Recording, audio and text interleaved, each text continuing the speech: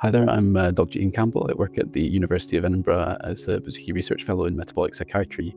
I'm diagnosed with bipolar disorder type 2 and have been researching a ketogenic diet in a clinical academic setting at the university to try and understand what are the mechanisms and how this might be useful in mental health conditions. Bipolar disorder, depressions were always the hardest aspect of it. You really get plunged into this state where you have very low energy, you can't function, you can't think, you can't feel, and you're really sort of struggling to stay alive sometimes during these depressions. It's much more like a physiological state. It's not just a mood, it's a whole state in the body where there's very profound deprivation of energy and function. And I eventually decided I'm just going to at least try to lose weight.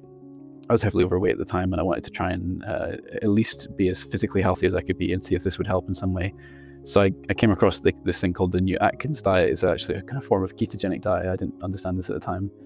But I just adhered to this very strictly. For the first time since I can remember, I really felt this weight, this incredible weight of depression lift from my mind for the first time. I wasn't aware that it was the diet causing this. I just knew that for the first time I was feeling something different, and I was feeling clear-headed and objective and normal, and my mind was at peace, and I could feel something was physically very different. Imagine you're put in the captain's seat and you have all these controls, and you can see that the ship is, kind of going under, and that there's nothing you can really do, and you're pressing all the different buttons, trying all these different health techniques, all these different medications, all these ways of doing something, and then you hit this one button that kind of seems to turn the engines back on, makes the ship work, and you've no idea what this button is. It's like, but you know that whatever that is must be really important for whatever's wrong with the ship.